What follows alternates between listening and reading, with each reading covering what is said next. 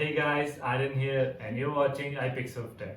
So Apple recently launched their latest smartphone, the iPhone SE 2 as their budget offering, which is basically the iPhone 8 with some newer specs. So yeah, it has those thick bezels on the front like the iPhone 8, but the good news is it comes with the Touch ID. Some people miss it, some people prefer the Face ID over it. Let me know in the comments down below what would you prefer. So let's talk about the design of the smartphone first. It comes with 4.7 inches of HD Retina display, which is just a fancier term used by Apple for their displays. It is an IPS LCD display with the resolution of 750 into 1344 pixels. That gives it the pixel density of 326 ppi. This smartphone comes with glass back, so it should look and feel premium in the hand, but the thing is, it looks pretty outdated from the front. But if you like small form factor on your smartphone, this is it. You can use the smartphone with one hand without any problem. But if you ask me, I would have liked if Apple didn't just reuse iPhone 8's design and would have shrunk down those bezels to give it more of a modern look and higher screen to body ratio. Now the specs on this smartphone are pretty great too. It comes with 3 gigs of RAM, 64 gigs of internal storage for the base model, which goes up to 256 gigs of storage. I know 3 gigs of RAM seems low compared to Android side of smartphones, but 3 gigs of RAM is more than enough to run iOS smoothly. And that is paired with the A13 Bionic from Apple, which is one of the fastest chipset available in the market right now.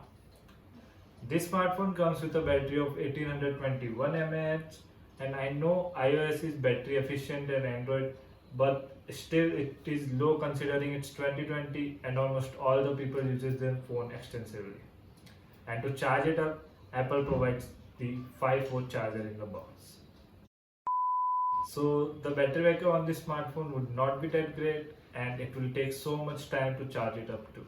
But in addition to that, this smartphone comes with wireless charging and IP67 water and dust resistant certification. Now on the software side, it runs on the latest iOS 13 and considering Apple's track record, this should at least get 5 years of major update, which is pretty great for any smartphone.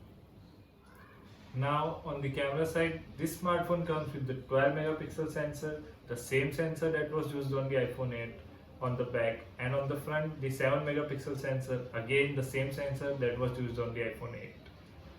But that should still perform well considering it has the latest A13 Bionic from Apple, which helps in the smart HDR and the portrait mode. The thing this camera lacks is the night mode. Yeah, this smartphone does not come with any night mode. So yeah, apparently Apple only provides you night mode if you buy their more premium products. But this camera should shine in the video department, as Apple is known for providing the best video on this smartphone, and this should be no exception. And yeah, it comes with only one lens on the back, no telephoto camera, no wide angle camera. Now on the pricing side, luckily if you live in US, you can get this smartphone for $400 for the base variant of 64GB, which is pretty great price for this smartphone. If you want an iPhone or experience the Apple ecosystem or are actually in the Apple ecosystem, you should get the iPhone SE 2. But only if you can live with those thick bezels in 2020. But if you do not necessarily want an iPhone, there are a lot of options available in the Android side of smartphones.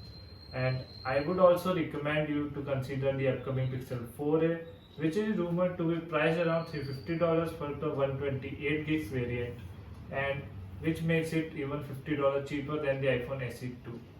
And I know it comes with less premium build and the performance won't be that great, but on the other side it comes with the same camera that was used on the more premium Pixel 4 series, with the exception of the telephoto lens, which I don't think makes that much of a difference.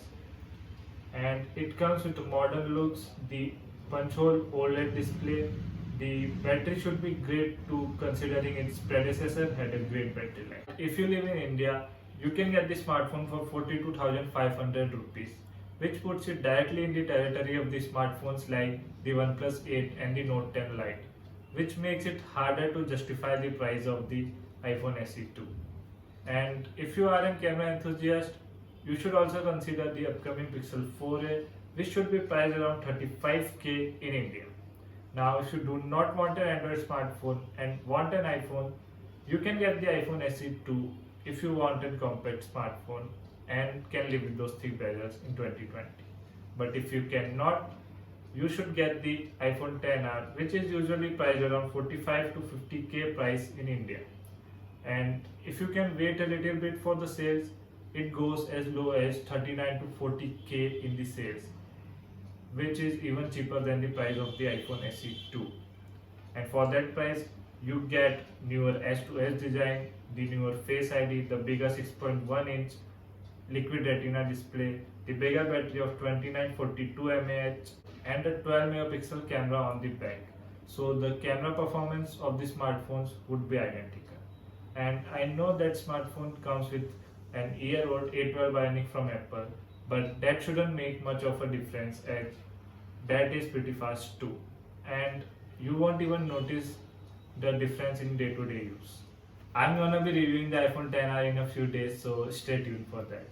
And if you can increase your budget a little bit, like 50k, in the last sales, the iPhone XS went as low as 50k price point, which is pretty great for that smartphone, as it is fully flagship from Apple and comes with that beautiful OLED display for those pure black and punchier colors, the dual cameras on the back, the more premium build, and I know it also comes with the A12 Bionic from Apple, but again that shouldn't make much of a difference. And if you buy the iPhone XS, you won't feel like you are using an older phone.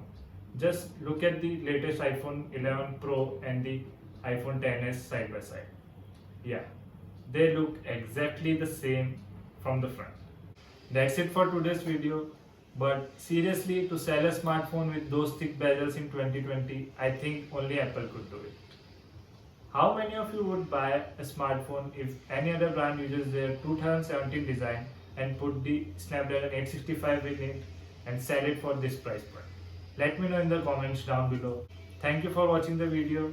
Please like, share and subscribe for more videos. See you again.